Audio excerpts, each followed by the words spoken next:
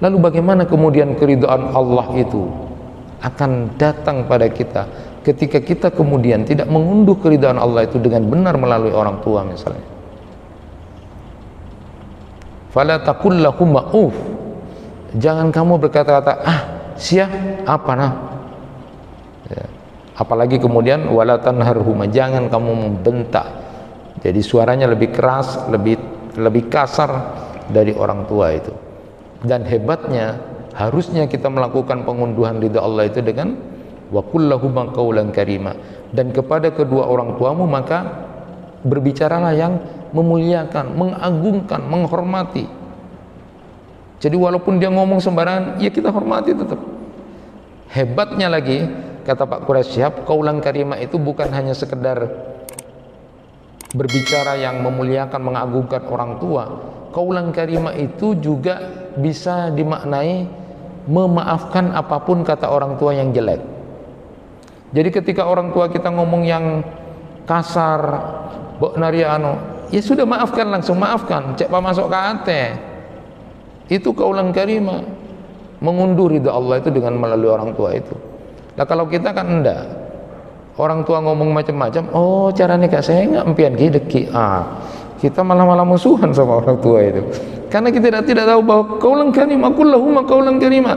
Qaulan karimah itu kalau bahasa kita engki punten, hampir sudah kita kehilangan akhlak itu. Anak-anak kita mana sekarang yang kemudian pakai engki, hormat sama kita itu jarang sekali. Coba perhatikan, anak-anak kita itu lebih hormat kepada orang lain, engki puntennya itu jalan pada orang lain, tapi sama bapak dan ibunya sendiri tidak jalan.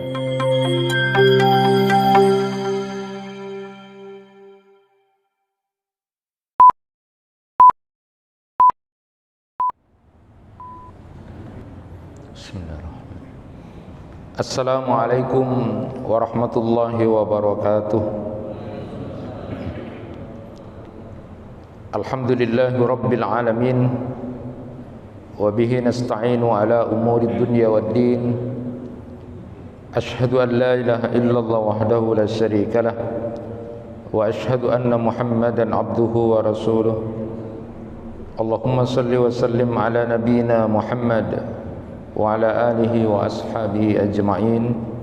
Rabbi shrah li sadri wa yassir li amri wahlul 'uqdatam min lisani yafqahu qawli, amma ba'd.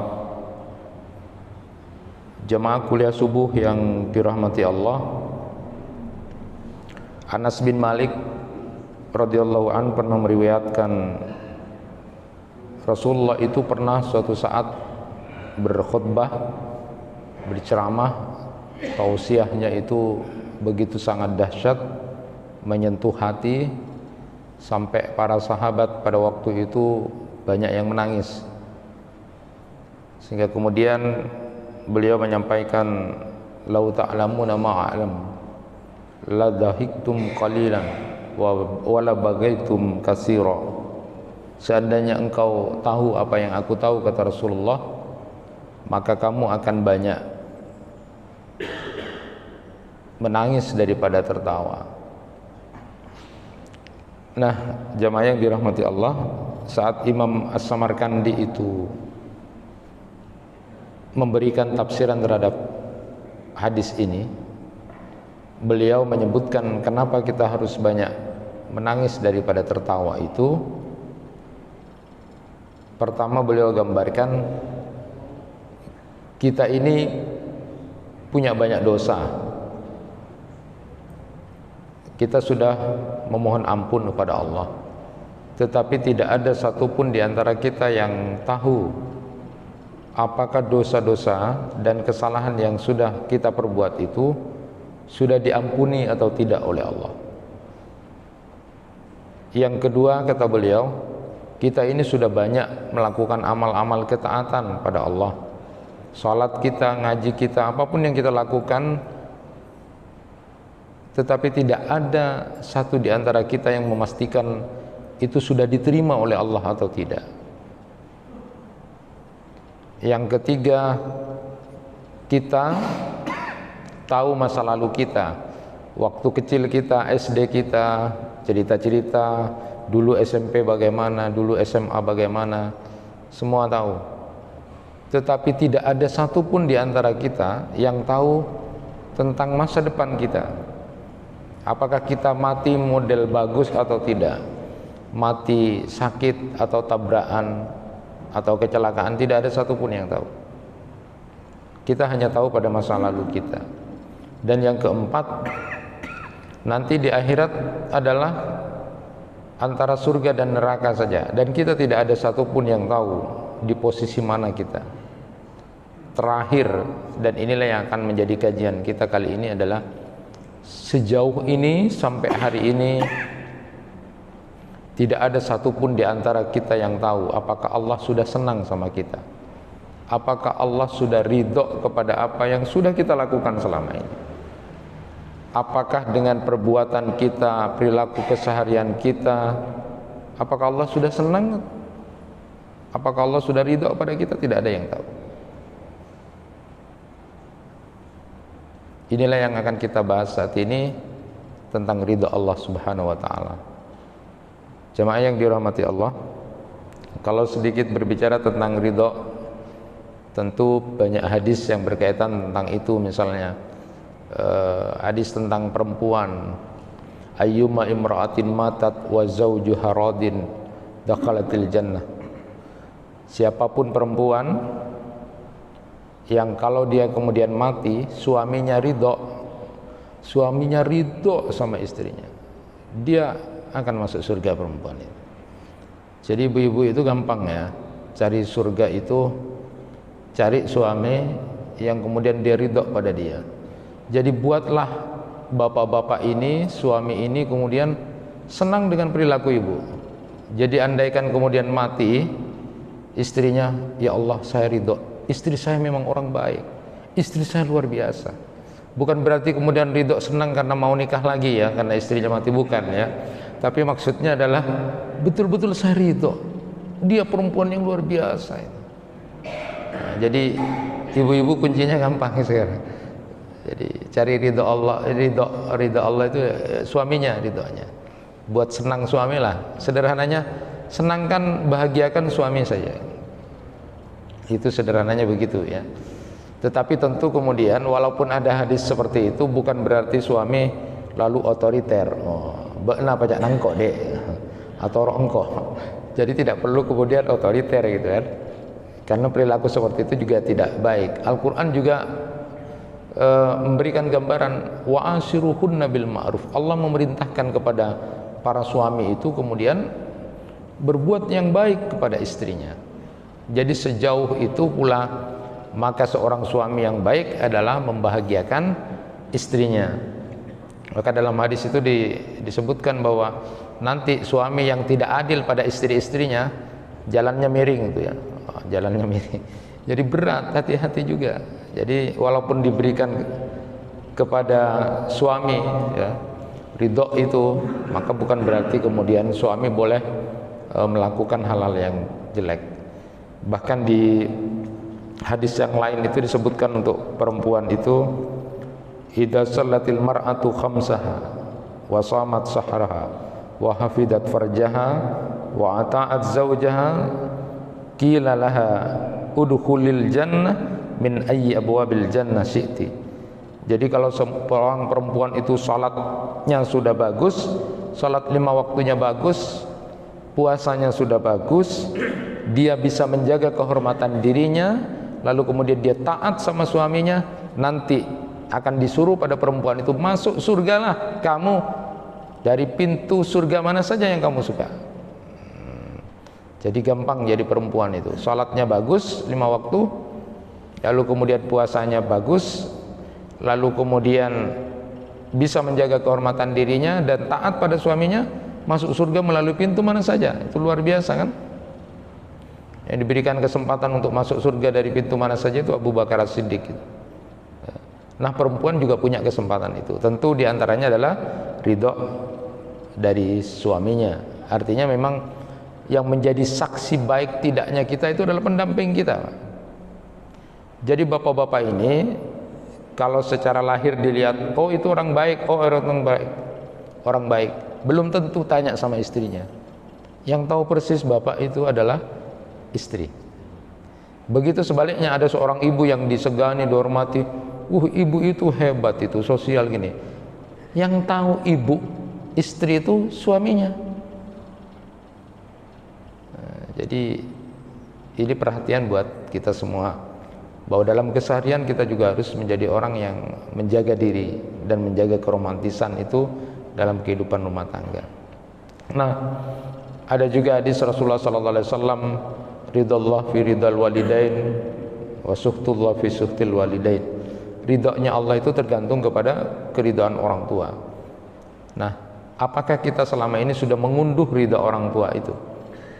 Kalau saya kemarin menyampaikan tentang surat Al-Isra ayat 23 dan 24. Wa qada rabbuka alla ta'budu illa iyyah wa bil walidaini ihsana imma yablughanna indakal kibara ahaduhuma aw kilahuma fala taqul lahumā uff wa la tanharhumā wa qul lahumā qawlan karīmā. Itu ayat 23 surat Al-Isra itu saja untuk mengunduh ridha dari Allah dengan keridhaan orang tua itu luar biasa. Makanya di situ disebutkan ketika ada perintah, Allah sudah menetapkan tidak boleh menyembah kecuali kepada Allah. Lalu kemudian Allah menyebutkan, dan dengan orang tuamu maka berbuatlah yang baik. Tiba-tiba Allah menyuruh berbuat baik setelah sebelumnya memerintahkan untuk beribadah kepada Allah. Ada apa di balik itu? Secara sederhananya adalah Allah yang menciptakan alam semesta ini, sedangkan yang membuat kita adalah orang tua kita. Allah yang memberikan rezeki terhadap alam ini, seluruh makhluk, yang membiayai kita sejak dalam kandungan itu sampai besar menikah adalah orang tua kita. Allah yang mengatur alam ini, mendidik alam ini adalah Allah. Sedangkan kita yang mengatur, mendidik dari sejak kecil, diajari berjalan, berbicara adalah orang tua kita. Maka wajar kalau kemudian di ayat ini kemudian salah satu hikmahnya adalah orang beribadah kepada Allah bagus, tapi dia kok bermasalah dengan orang tuanya, apalagi durhaka pada orang tuanya, tidak akan ada gunanya. Jadi mengunduh ridha orang tua itu. Nah, disebutkan di situ kalau pakai kalimat wabil walidaini ihsana, wabil walidain. Jadi pakai huruf jarnya itu bi. Ya, tidak ila, tidak li. Ya, ada salah satu hikmah ulama tafsir itu menyatakan kenapa tidak wa ilal walidaini, dan kepada orang tua. Kalau ila itu ada jarak. Ana adhabu ilal madra, ana adhabu ilas suq misalnya. Berarti saya pergi ke pasar, berarti ada jarak kalau pakai ilah. Allah tidak menginginkan antara orang tua dengan anak itu ada jarak, harus ilsok, harus dekat, harus ilsok, seperti perangko dan amplop. Jadi ilsok, Allah mengendaki gitu, tidak ada jarak antara orang tua dengan anak.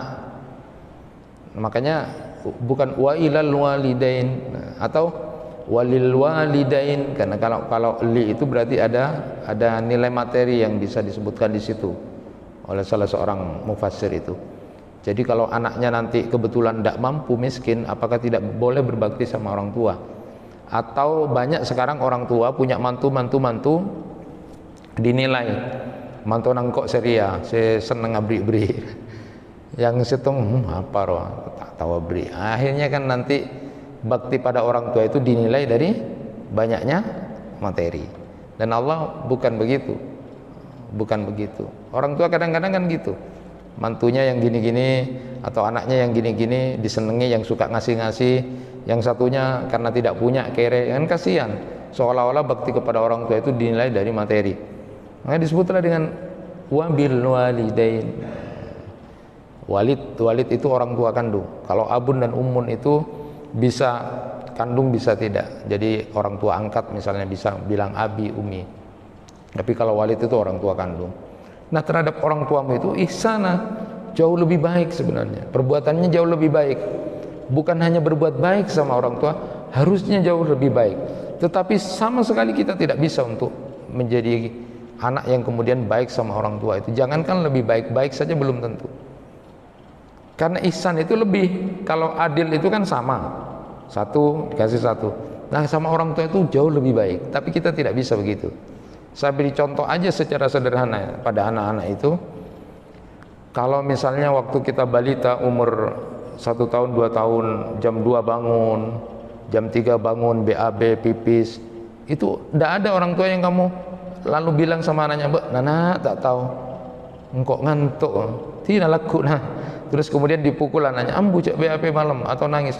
Tidak ada yang begitu, tapi dengan kasih sayang. Padahal itu per jam, 2 jam, bapak dan ibu mengalami itu. Tapi coba ketika suatu saat nanti bapak kita, ibu kita sudah sakit, sudah lemah, lalu kemudian minta tolong kepada kita, kita dari pekerjaan apa, kita capek, apa yang kita jawab? Kita tidak akan melayani. Capeklah masih saya.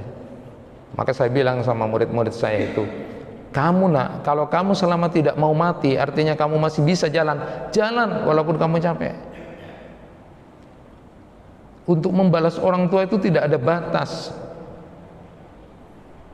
Ada sahabat tanya sama Rasulullah sallallahu alaihi wasallam, apakah saya bisa dengan jalan menggendong ibu saya untuk ke Makkah itu sudah termasuk membalas semua kebaikan ibu? Rasulullah saja bilang belum. Itu menggendong orang tua sampai ke Makkah, itu belum bisa membalas. Tidak usah ke Makkah Pak, sampai kira-kira di Sarongki sudah peok semua gendong ibunya. Jadi belum. Maka kalau perintahnya wabil walidaini ihsana, pikirannya pokoknya berbuat baik. Itu untuk mengunduh ridho Allah, itu tergantung ridho orang tua misalnya. Itu diantara jalan-jalan yang harus kita lakukan. Maka disebutkan misalnya di situ, imma yablughanna indakal kibara ahaduhuma au kilahuma. Kalau nanti mereka sudah usia lanjut, di dalam pemeliharaanmu itu dalam usia yang lanjut, ya, maka Imam Al-Qurtubi itu menyatakan penekanan berbakti kepada orang tua itu dilihat pada waktu orang tuanya sudah sepuh, pada waktu orang tuanya sudah lanjut usia. Bukan berarti bahwa baktinya anak-anak sampai dewasa itu kemudian tidak berguna. Itu menunjukkan bakti kepada orang tua.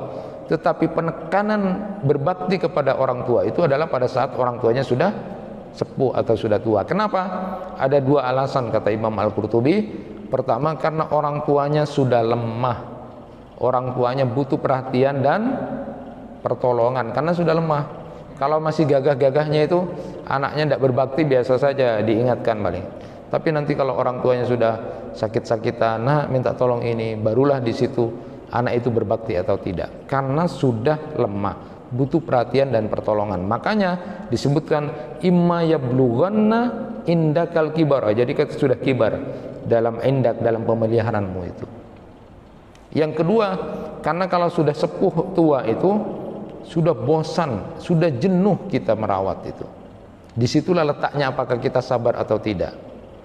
Makanya jadi anak ketika kemudian merawat ahaduhuma, salah satu di antara ibu atau bapak kita, atau kedua-duanya masih bisa kita rawat, kita harus sabar. Karena biasanya muncul rasa jenuh dan bosan dengan omongan-omongannya dan sebagainya. Nah, kita tahu bahwa orang tua itu seperti anak-anak, tetapi tidak boleh kita menyakiti orang tua di depan tamu. Ada kemudian kita bilang lakar pon pada benak kan anak nih kak orang tua. Jangan, itu menyakitkan itu. Itu kadang-kadang banyak orang yang begitu. Ekspresi dari kebosanan, kejenuhan itu. Itulah yang salah di situ kita. Harusnya tetap kemudian berbuat baik. Terus jaga omongan kita di depan orang tua. Nah, itu penekanannya adalah berbakti di waktu usia orang tua kita sudah sepuh atau lanjut untuk melihat bakti kita, ya. Karena sudah jenuh gitu ya. Nah, sering saya memberikan gambaran pada murid-murid saya, dan itu untuk muhasabah kita. Kadang-kadang kita berpikir dulu waktu kita masih balita itu kita sakit, Orang tua itu kesana kemari menggendong kita, cari untuk selamat, cari obat, ditangisin, sembuh ya nak, sembuh ya nak, sembuh ya nak, besar ya nak, kamu jadi orang. Sakit-sakitan kita. Tapi orang tua luar biasa. Tapi giliran orang tua kita sakit, giliran ibu kita sakit, giliran bapak kita sakit, kemudian kita sudah berkeluarga, kita butuh uang. Salah satu uang yang didapat adalah warisan. Apa yang kita lihat ketika bapak dan ibu sakit? Kok tidak mati-mati bapak? Kok tidak mati-mati ibu? Ada alasan kasihan sakit, kok tidak mati-mati? Harusnya ibu sembuh ya, ibu sembuh, bapak sembuh, ada kekuatan luar biasa. Itulah bedanya kita. Lalu bagaimana kemudian keridhaan Allah itu akan datang pada kita ketika kita kemudian tidak mengunduh keridhaan Allah itu dengan benar melalui orang tua misalnya. Fala taqul lahum ma'uf. Jangan kamu berkata-kata sia apa nah. Ya. Apalagi kemudian wala tanharhuma, jangan kamu membentak. Jadi suaranya lebih keras, lebih kasar dari orang tua itu. Dan hebatnya harusnya kita melakukan pengunduhan ridha Allah itu dengan wa qul lahum qawlan karima, dan kepada kedua orang tuamu maka berbicaralah yang memuliakan, mengagungkan, menghormati. Jadi walaupun dia ngomong sembarangan, ya kita hormati tetap. Hebatnya lagi, kata Pak Quraisy Shihab, qawlan karima itu bukan hanya sekedar berbicara yang memuliakan, mengagungkan orang tua. Qawlan karima itu juga bisa dimaknai memaafkan apapun kata orang tua yang jelek. Jadi ketika orang tua kita ngomong yang kasar, bok nariano, ya sudah maafkan, langsung maafkan, cek masuk ke hati. Itu qaulan karimah, mengunduh ridha Allah itu dengan melalui orang tua itu. Nah kalau kita kan enggak, orang tua ngomong macam-macam, oh caranya kak saya enggak empian gideki, kita malah musuhan sama orang tua itu. Karena kita tidak tahu bahwa qaulan karimah, kullahuma qaulan karimah. Qaulan karimah itu kalau bahasa kita engki punten, hampir sudah kita kehilangan akhlak itu. Anak-anak kita mana sekarang yang kemudian pakai engki, hormat sama kita itu jarang sekali. Coba perhatikan, anak-anak kita itu lebih hormat kepada orang lain. Engki puntennya itu jalan pada orang lain, tapi sama bapak dan ibunya sendiri tidak jalan. Kita kehilangan itu sebagai anak. Kenapa anak kita begitu? Mungkin kita juga sama orang tua begitu. Karena memang terus berperilaku itu kemudian nurun itu. Kalau kita dulu sikapnya sama orang tua begitu, anak kita juga begitu. Jangan kemudian kita sakit hati melihat anak kita, ya Allah, benar, tak berbakti sekali, engkau sudah bermau, nah ngamuk-ngamuk. Kita tidak sadar dulu sama orang tua kita jauh lebih jelek mungkin. Nah, ya perlu istighfar ya. Jadi istighfar pada Allah, kita mengunduh ridha Allah itu kemudian melalui orang tua mungkin gagal, melalui suami mungkin gagal. Ada banyak hal yang harus kita perhatikan dan kita coba rubah. Nah, kita tahu di dalam Al-Quran surat Al-Bayyinah itu bahwa ciri orang yang kemudian disebut makhluk terbaik itu di dalam Al-Quran disebut makhluk terbaik. Innal ladzina amanu wa 'amilus salihati ulaika hum khairul bariyah. Jazaohum inda rabbihim jannatu 'adnin tajri min tahtihal anhar khalidina fiha abada radhiyallahu anhum wa radu an dzalika liman khashiya rabbah. Sesungguhnya orang-orang yang beriman mengerjakan amal saleh itulah mereka sebaik-baik makhluk, khairul bariyah. Balasan mereka nanti dari Tuhan mereka adalah surga Aden yang mengalir di bawahnya sungai-sungai, mereka kekal di dalamnya selama-lamanya. Disebutkan di sini ciri-cirinya adalah radhiyallahu anhum wa radu'an. Allah ridho terhadap mereka dan mereka pun ridho kepadanya. Yang demikian itu adalah bagi orang-orang yang takut kepada Tuhannya. Jadi cirinya adalah orang yang disebut sebagai sebaik-baik makhluk yang nanti dia akan mendapatkan surga itu adalah cirinya adalah Allah ridho kepada mereka dan kemudian mereka ridho kepada Allah. Apa maknanya di situ? Kalau tadi disebutkan kita menangis pada Allah, salah satunya karena kita tidak tahu sejauh ini kita sudah beraktivitas apapun, sejauh ini kita tidak ada yang tahu apakah Allah sudah ridho kepada kita atau tidak, apakah Allah sudah senang atau tidak dengan apa yang sudah kita lakukan selama ini. Mungkin kita sudah merasa taat, sudah merasa baik, tidak terlalu banyak berbuat dosa. Apakah kita sudah kemudian sudah ridho Allah? Belum. Katanya Imam Ja'far As-Shadiq itu Allah menyembunyikan 3 hal itu. Di antara 3 hal, yang pertama Allah menyembunyikan keridhoannya. Di mana ridho Allah itu Allah sembunyikan itu di antara ketaatan dan amal yang dilakukan hamba-hambanya. Oleh karena itu jangan pernah meremehkan sedikit pun kebaikan atau amal yang kita lakukan. Jangan remehkan, hanya sebatas senyum saja sama saudara kita itu jangan remehkan itu. Barangkali ridho Allah itu justru muncul di situ karena orang yang disenyumin itu sebenarnya butuh ada senyum. Ada orang yang kemudian merasa cengengesan lalu kemudian tidak senyum pada saudaranya karena dia sudah jadi orang baik, beramal baik, lalu kemudian saudaranya sebenarnya dia ingin dilihat senyum tapi dia tidak senyum.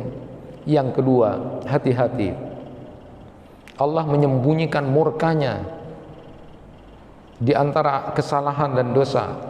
Oleh karena itu jangan sedikit pun kemudian meremehkan dosa dan kesalahan yang kita buat. Dan yang ketiga, Allah merahasiakan, menyembunyikan siapa kekasih Allah, siapa wali-wali Allah itu. Oleh karena itu jangan pernah merendahkan, mencibir siapapun, hatta yang kita anggap secara sosial orang-orang biasa, pekerjaannya tukang beca, dia cuma membersihkan, dia itu pasukan bersih-bersih, lalu kita remehkan. Jangan. Allah menyembunyikan kekasih-kekasih Allah itu. Bukankah disebutkan di dalam ayat Al-Quran itu ya, idza waqa'atil waqi'ah laisa liwaqtiha kadhiba khafidatur rafi'ah. Nanti di hari kiamat itu khafidatur rafi'ah, ada hamba-hamba Allah yang kemudian direndahkan, ada hamba-hamba Allah yang ditinggikan. Menurut Imam As-Suyuti itu bahwa nanti di akhirat ada orang-orang yang dia sebenarnya pada waktu di dunia ini bukan siapa-siapa, dia nggak terkenal, nggak disegani orang, nggak dikenal, biasa saja dia, tapi di alam akhirat dia menjadi mulukul akhir, jadi raja-raja di akhirat. Tapi ada yang di dunia dia disegani orang, dihormati orang, dia populer sekali, tetapi di alam langit itu, di alam akhirat dia bukan siapa-siapa dan dia tidak dikenal. Jangan pernah merendahkan, mencibir siapapun ya. Ini perhatian buat kita jamaah yang dirahmati Allah. Ridho itu ya, ridho kalau disuluk kita pada Allah itu merupakan puncaknya tawakal ya. Jadi ridho itu puncaknya tawakal, itu menurut Ibnu Qayyim Al-Jauzi. Jadi puncaknya orang tawakal itu adalah ridho. Jadi kalau kemarin kita bahas tentang orang yang masuk surga tanpa hisab itu, salah satunya adalah kekuatannya karena dia punya kekuatan tawakal. Nah, puncak tawakal itu adalah ridho ya. Kalau Said Hawa itu di Al-Islamnya menyebut puncak ihsan pada Allah itu adalah ridho. Ibnu Qudamah dalam kitab Minhajul Qasidin memberi jalan menuju ridho itu begini. Pertama, orang mukmin itu harus menyadari bahwa pengaturan Allah itu jauh lebih baik dari pengaturan dirinya sendiri. Jadi kehendak Allah, apa yang sudah diberikan Allah itu jauh lebih baik dari keinginan kita sendiri. Kita mungkin menginginkan begini, tapi orang yang kemudian ridho, dia punya makom hal kondisi rohaninya ridho itu, dia meyakini betul bahwa yang diberikan Allah itu, yang diatur Allah kepada kita itu, itulah yang terbaik buat kita. Itu orang ridho. Makanya Umar bin Khattab itu sampai mengatakan, la ubali asbahtu ghaniyan aw faqiran fa inni la adri ayyuhuma khairul li. Katanya Umar bin Khattab itu, aku tidak peduli apakah aku ini akan menjadi orang kaya atau menjadi orang miskin, karena aku tidak tahu di antara keduanya yang terbaik yang bagaimana. Karena yang tahu adalah Allah. Karena kadang-kadang ada manusia yang sebenarnya diberikan kemampuan untuk menjadi orang yang miskin, pasti dia sabar. Jadi walaupun dia berdoa kaya-kaya juga tidak bisa juga ya. Karena dia baik ketika miskin. Jadi dia miskin bagus, ini taat pada Allah. Karena kalau dia minta kaya tidak dikasih, kalau kaya dia berbahaya. Nah, miskin saja sudah sombongnya segitu gitu kan, apalagi kaya gitu kan. Nah, ini contoh-contoh bahwa orang yang sudah ridho itu, dia kemudian meyakini bahwa apa yang diberikan Allah, apa yang diatur Allah buat dirinya itu adalah yang terbaik dari cara berpikir dia. Sehingga kalau Umar bin Khattab menyatakan seperti itu. Yang kedua, ridho terhadap apapun ketentuan Allah, ujian-ujian Allah, karena dia paham di balik ujian-ujian itu, di balik sesuatu yang tidak menyenangkan itu ada pahala Allah, ada cara Allah untuk memberikan sesuatu pada kita. Jadi tidak ada yang jelek di balik sesuatu yang tidak dia sukai, sesuatu sakit, penderitaan atau apapun. Dia kalau sudah ridho, itu adalah cara Allah untuk memberikan sesuatu yang baik buat kita ya. Dan yang ketiga adalah ridho terhadap ketetapan Allah semata-mata karena ingin mencari ridhonya, ingin mencari ridhonya. Jadi kadang-kadang ada orang-orang yang sufi itu ya katanya, bilang anta maksudi waridaka matlubi, engkaulah tujuanku ya Allah, ridhomu aku minta. Karena ridho Allah itu diminta, sampai di surga pun kita minta ridho Allah. Ada hadis itu menyebutkan begini, innallaha ta'ala yatajalla lil mu'minina fayaqulu saluni fayaqul ridhaka.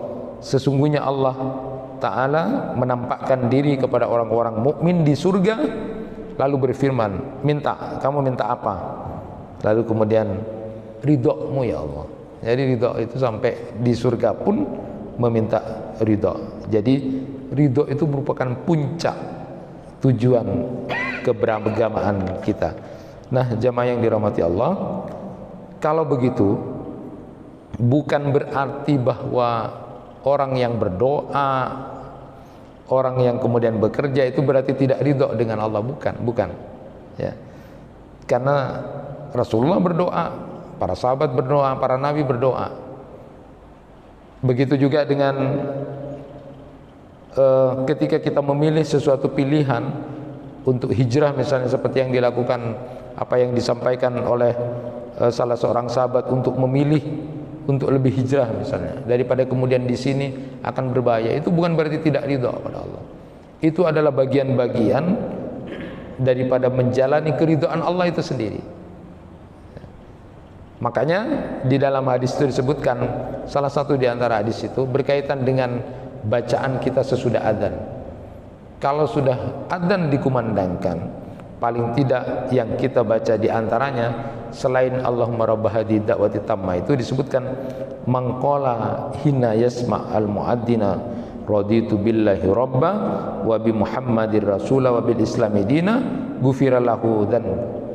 Siapa orang yang kemudian setelah muadzin mengucapkan adzan sudah la ilaha illallah, lalu kemudian dia menyatakan raditu billahi rabba wa bi muhammadir rasula wa bil islami dina, maka dosa-dosanya akan diampuni. Kalau yang bersalawat tadi Allahumma rabb hadhihi da'wati tamma itu keutamaannya Rasulullah halalkan syafaatnya ya, maka saya selalu menyatakan orang yang mau dapat syafaat Rasulullah itu cirinya atau tandanya, salah satu tandanya adalah saat adzan dia dengarkan adzan, dia jawab adzan lalu kemudian bersalawat kepada Rasulullah. Itu ciri orang-orang yang gila terhadap syafaat Nabi Karena Rasulullah menyatakan siapa yang begitu mendengarkan lalu bersalawat, berdoa seperti itu, halat lahu syafaati, aku halalkan syafaatku, kata Rasulullah. Kalau ada orang yang menyatakan gila kepada syafaat Nabi, tapi kemudian pada saat adzan dia tidak peduli, dia tidak ke masjid, maka bisa jadi dia sebenarnya tidak benar di dalam pengharapan itu. Nah, salah satu di antara tandanya orang yang kemudian akal dia halalkan syafaat Rasulullah, saat adzan dia sudah siap menjawab, lalu kemudian berdoa bersalawat kepada Rasulullah. Apalagi kemudian ditambah dengan mengucapkan raditu billahi rabba wa bi Muhammadin nabiyya wa rasula wa bil islami dina. Itu ditambah begitu. Allah akan ampuni dosa-dosanya. Jadi setiap saat ada banyak waktu untuk kemudian kalau sekarang SOP-nya gitu. SOP-nya untuk dihapus dosa dan kesalahan kita sudah banyak dan jelas. Tinggal kita mengunduh keridhaan Allah Subhanahu wa taala. Karena di situ ada kalimat saya ridho. Saya ridho Allah itu Tuhan. Saya ridho Nabi Muhammad itu adalah utusan Allah. Saya ridho Islam ini agama. Jadi pernyataannya itu diulang-ulang setiap adzan itu, setelah selesai adzan, saya ridho Allah Tuhanku. Saya ridho Nabi Muhammad adalah nabiku. Saya ridho Islam ini agamaku. Nah, orang yang mengucapkan ini luar biasa, dan itu diulang-ulang. Bisa menjadi zikiran pagi dan petang, bisa juga setelah selesai adzan. Supaya kita kemudian meraih, mengunduh, menyatakan diri, mempersaksikan di hadapan Allah, saya ridho ya Allah. Makanya kalau ada hadis Nabi yang menyebutkan malam yarda bi qada'i falyaltamis rabban siwaya, siapa yang tidak ridho dengan ketentuanku, cari saja Tuhan selain aku. Ekstrim itu Pak, keras. Kalau tidak ridho dengan ketentuanku, cari saja Tuhan selain aku. Tuhan kok begini saya, kok tidak begini-begini, kok masih begini-begini, cari saja Tuhan selain aku. Terakhir, saya ingin sampaikan apa yang disampaikan oleh Abu Ismail Al-Harawi itu dalam Manazil Sairinnya. Ada 3 derajat ridho itu. Pertama, ridho pada Allah sebagai Rabb dan membenci ibadah kepada selain Allah. Yang kedua, ridho terhadap takdir Allah. Dan yang ketiga itulah ridho pada ridhonya Allah. Saya ingin sampaikan sedikit. Jadi yang pertama adalah ridho pada Allah sebagai Rabb dan membenci ibadah kepada selain Allah. Jadi kuat, ketauhidannya kuat kepada Allah. Dia cuma ridho Allah sebagai Tuhannya, tidak ada yang lain. Tidak ada sedikit pun di dirinya itu mistik. Ke dukun, pakai jimat, ke orang pintar, tidak ada sedikit pun itu. Orang yang sudah tingkatan punya derajat ridho itu adalah dia sudah pada Allah. Dia ridho Allah yang mengatur dirinya. Dan yang kedua, ridho terhadap takdir Allah. Ini yang paling luar biasa, ridho terhadap takdir Allah. Bahkan ridho ini dapat menjadi besar dengan 3 syarat. Yang pertama, dia adaptif terhadap keadaan apapun yang diberikan Allah. Yang kedua, dia tidak pernah bermusuhan dengan manusia. Dia tidak pernah bermusuhan dengan siapapun. Dan yang ketiga, tidak meminta-minta dengan merengek-rengek pada makhluk.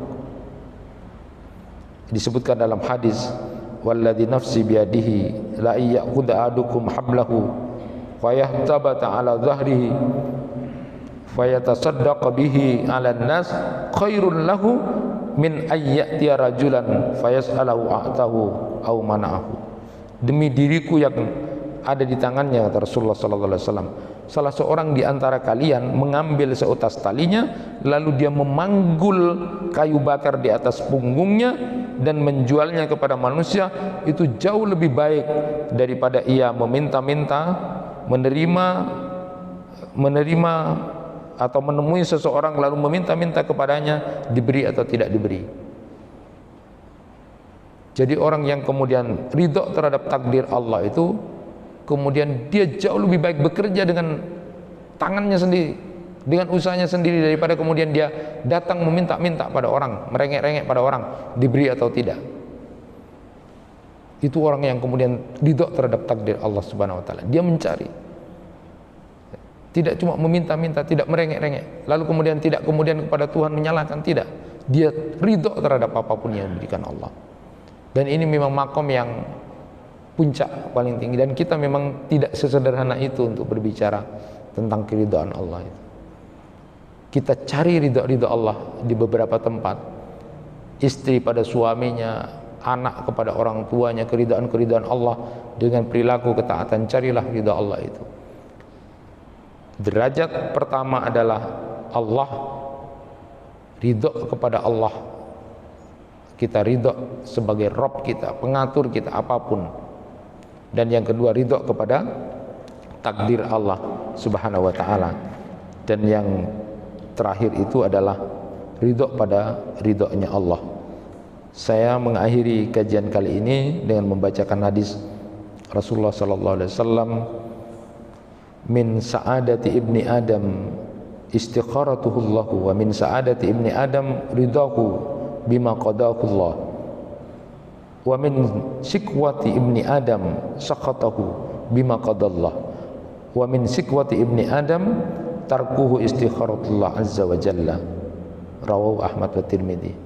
Di antara kebahagiaan anak Adam itu adalah memohon pilihan yang terbaik kepada Allah. Dan di antara kebahagiaan anak Adam adalah ridhonya kepada apa yang ditetapkan Allah. Sedangkan di antara penderitaan anak Adam adalah marahnya kepada apa yang ditetapkan Allah. Dan di antara penderitaan anak Adam adalah tidak mau memohon pilihan yang terbaik pada Allah. Jangan pernah marah sama Allah, bersangka baiklah pada Allah. Bahkan di dalam hadis disebutkan, kamu mau mati pun harus bersangka baik kepada Allah kalau kamu ingin mendapatkan ridha Allah. Kurang lebihnya mohon maaf. Assalamualaikum warahmatullahi wabarakatuh.